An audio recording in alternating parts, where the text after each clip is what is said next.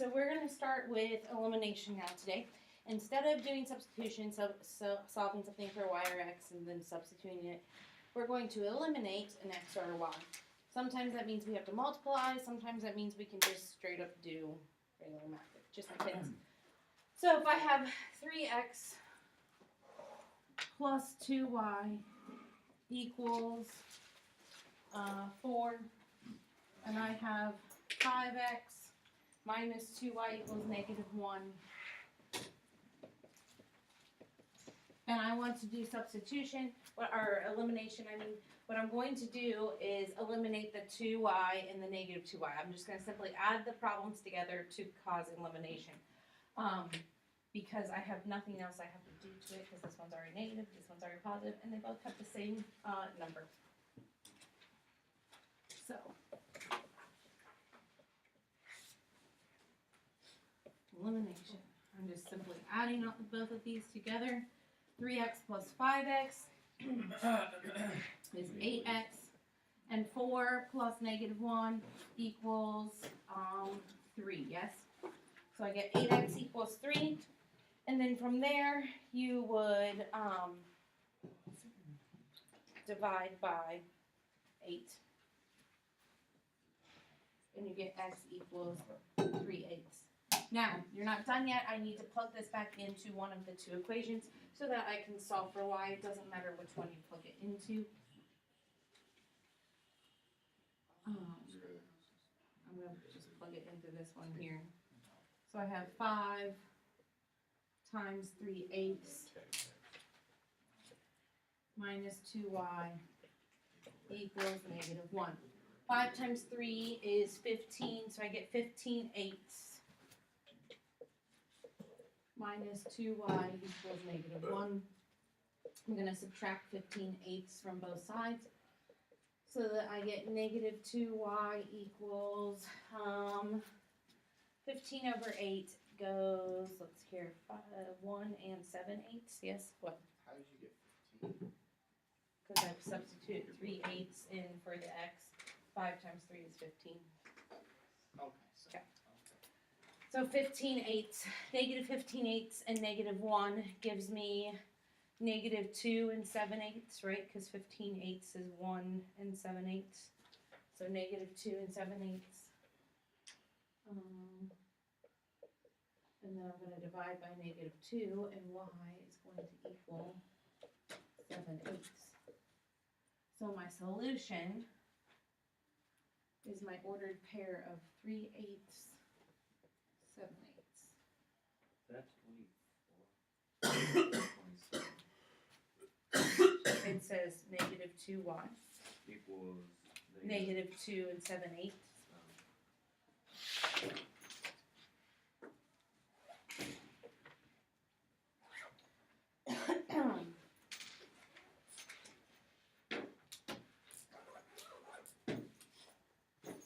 Okay, let's try this one. 5x plus 3y equals 9. 2x minus 4y equals 14. Okay.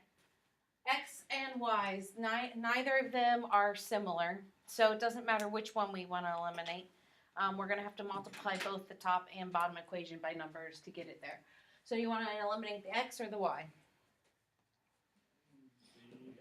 Okay. If I want to eliminate the X, then both of these have to get to 10. So I need to multiply the top one by 2.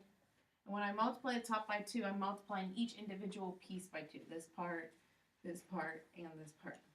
So I get 10x plus 6y equals 18. To get the black equation to 10 for x, I have to multiply by 5. So I'm multiplying this part, and this part by 5. So I get 10x minus 20y equals 5 times 4 is 20. So 0, 5, 6, 7, 70. Right? Yes. Now, I'm simply going to subtract these equations so that they will eliminate because one's positive and one's negative. So I'm going to subtract these. When I subtract them, this negative gets distributed into all three pieces. So I have 10x minus 10x, which gives me 0. I have 6y minus negative 20y, so that's a double negative, so I get 26y. And then I have 18 minus 70, okay, 18 minus 70.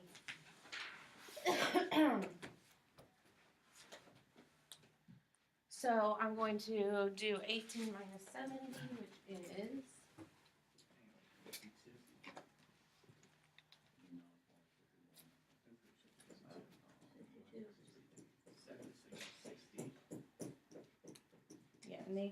negative 52. Okay, so I'm going to go with negative Straight up. 52.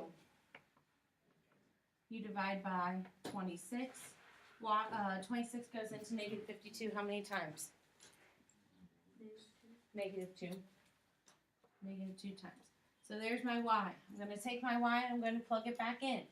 I would plug it back into one of the original equations because it will just be easier. So let's go here. And this would say 2x minus 4 times negative 2 equals 14. So I have 2x plus 8 equals 14. I'm going to subtract 8 from both sides. And I get 2x equals 14 minus 8 is 6. Yeah. Divide by 2 and x equals 3. So my solution or my ordered pair for this is 3, negative 2.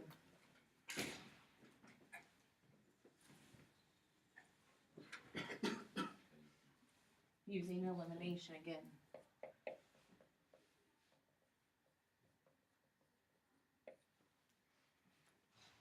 Okay.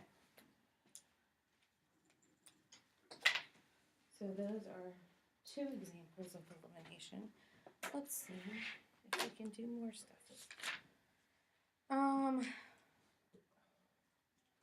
Okay, let's talk about recognizing certain types of graphs of linear functions. If you have 2 equations,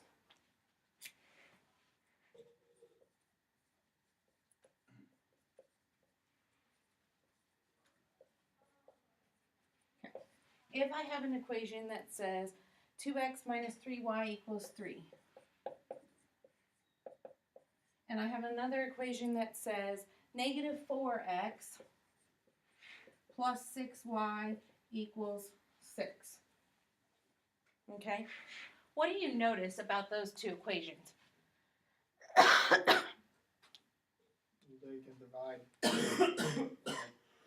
goes in. 3 goes Yeah. in. Okay, so 2 goes into this, 3 goes into this, right? So if I divided this whole equation by 2, I would actually end up getting negative 2x plus 3y equals 3. Okay? What happens here with 2x and negative 2x? Cancel out. And here, Cancel. cancel out. So you would end up getting 0 equals, 33. maybe we get 0 equals, just 6, right? If I add them. Yeah, 0 equals 6. Okay, 0 equals 6. So what happens is they are the same type of equation, okay? So the graph of the system here is a pair of parallel lines. They're never going to intersect. And the reason I know that is because they're not set equal to each other at the end, but both of these equations can be reduced down to the same thing so that one side is 0. So they're a set of parallel lines.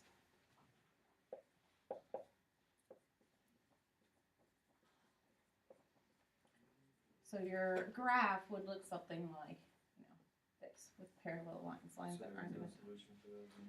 There isn't a solution on that, correct, because they're parallel lines. Okay?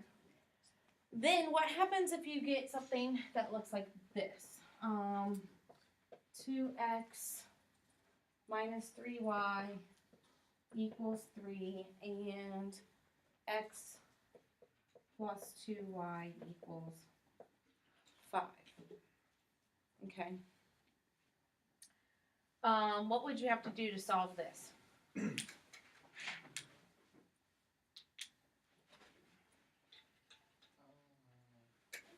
That has a 2, this has a 1, that has a 3, that has a 2, that's a 3, that's a 5. Okay, I would have to do elimination or substitution, whichever one. It's going to have one solution. I know it's going to have one solution because there's no squared in here, so it's not going to have 2. And I know it's going to have one solution because it's not reducible to compare them, okay?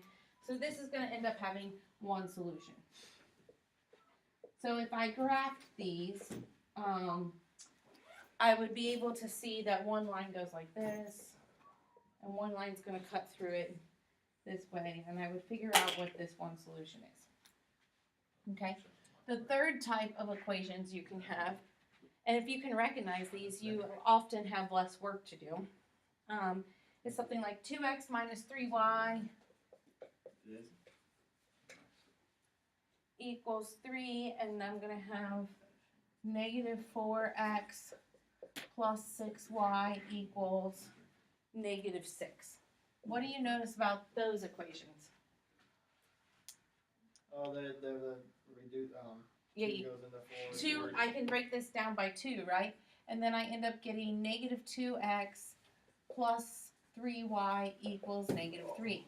Now, negative 2x and 2x will cancel. 3y, negative 3y and 3y will cancel. 3 and negative 3 will cancel, giving me 0 equals 0. When that happens, they are the same line. So, there are infinite solutions. Okay, there are infinite solutions, and they're basically just this same line graphed on top of itself, right? It's graphed twice. So it's the same line. There are infinite solutions. Okay, so those are the 3 types of graphs that we need to be able to recognize. Parallel lines, one solution, infinite solutions. Okay, parallel lines are no solution, one solution, infinite solutions. Okay, 2 more things and then we're done. 3 more things. So then I have x minus 2y, okay, equals 3. And I have negative 2x plus 4y equals 1. How do you want to go about solving those? What do you want to do? What should we do to solve these equations?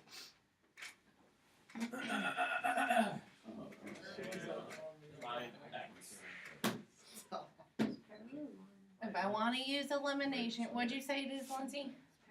Why do you think it's parallel lines? Okay, because I can get 0 equals a number. Because if I multiply this top one by 2, I end up getting 2x minus 4y equals 6, yes? I add these together, okay? Negative 2 and positive 2 gives me 0. 4 and negative 4 gives me 0. 1 and 6 gives me 7. If 0 equals 7, I have no solution.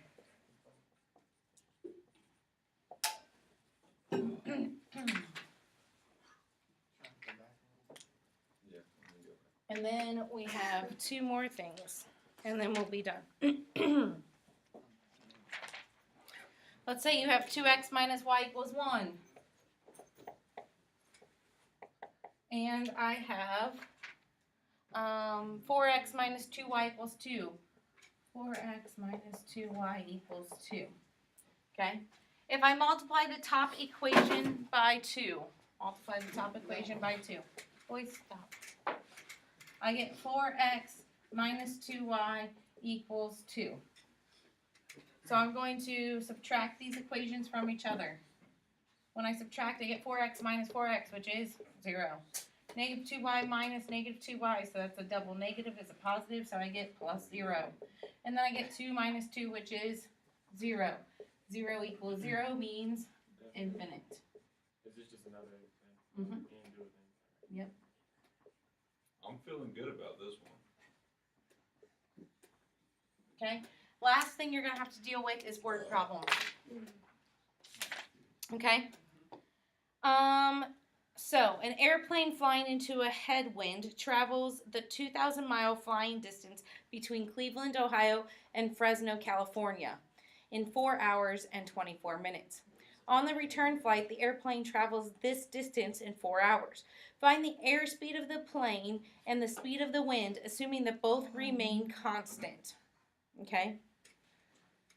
The two unknown quantities are the speeds of the wind and the plane. So if R1 equals speed and the plane R2 equals the speed of the wind, then we can figure some stuff out. So we're going to say R1, R2, and R1 is going to equal the speed of the wind, right? No, speed of wind. What'd you say? It's like 6 hours to Florida, 4 hours to Salt Lake City. Yeah. Did you not do that in class, Matthew? Speed of plane, speed of wind. Okay, that's fine. Sure. And then we need to know that the formula for distance. Who remembers the formula for distance? V equals. Yeah, RT squared. Not really RT, but rate times time. Rate times time. Distance equals rate times time. Okay? Loafers. We know that both trips are 2,000 miles, correct? Going to Fresno, California, and coming back from Fresno, California is 2,000 miles. So both of my formulas are going to say 2,000 equals. I have to make two formulas. On the word problems, you're going to have to make two formulas because they're going to make you do substitution or elimination. Just a little hint there. Okay? The first trip, we don't know our rate for either trip. Our rate is the speed of the plane and the speed of the wind. We don't know what our rate is. We know that it's something between those two things. So on the first trip, it's the rate of speed minus, or it's the rate of the speed of the plane minus the speed of the wind. So we have R1 minus R2. But we do know the time for our first trip. It took us 4 hours and 24 minutes. Okay, so 4 plus 24 over 60 to represent another hour. Okay, or a portion of an hour. Now on the way back, we know that our rate is the speed of the plane with the wind, because this is against the wind, which is why we do minus.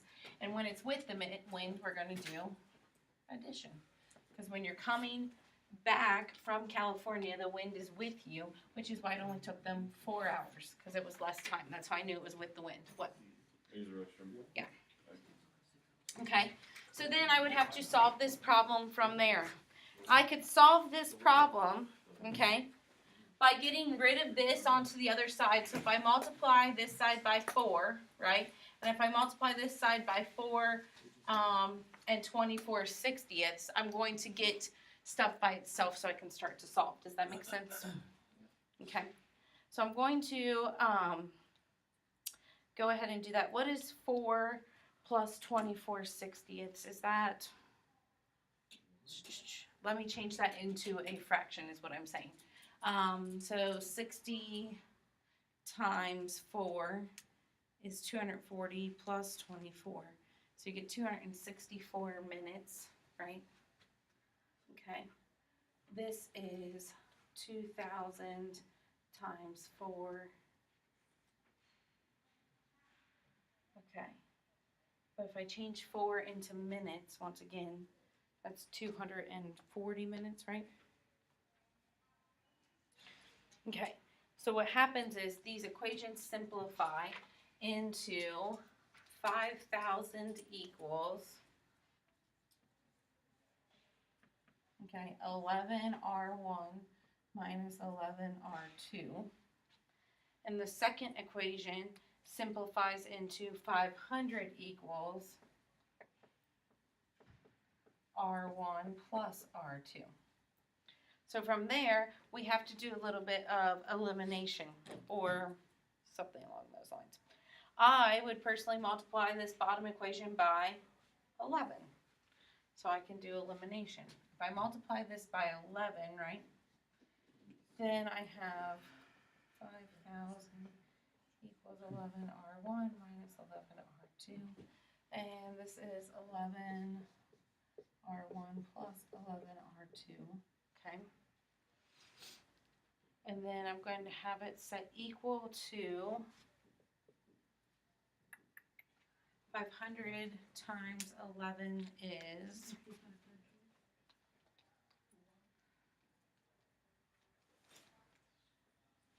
5,500. Yes, 5,500. So I get 5,500, okay? I'm going to simply add these together because these ones are going to cancel with it being plus or minus. So if I add these together, I get 10,500 equals 22 R1. Divide by 22, and R1 equals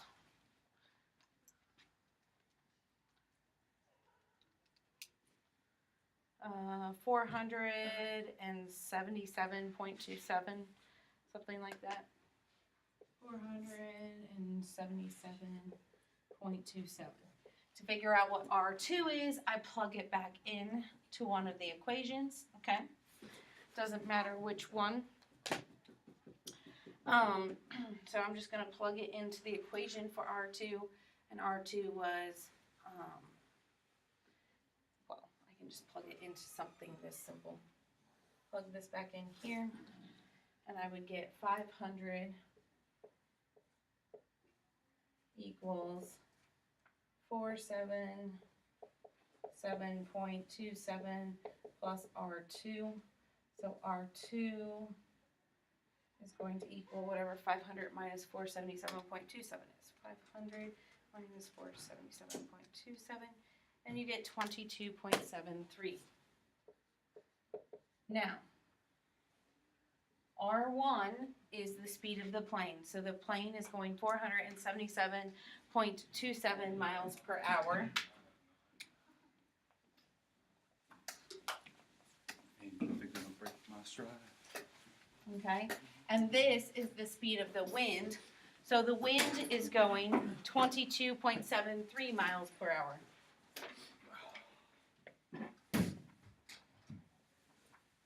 You are going to have to be able to set up a couple word problems and solve some elimination problems.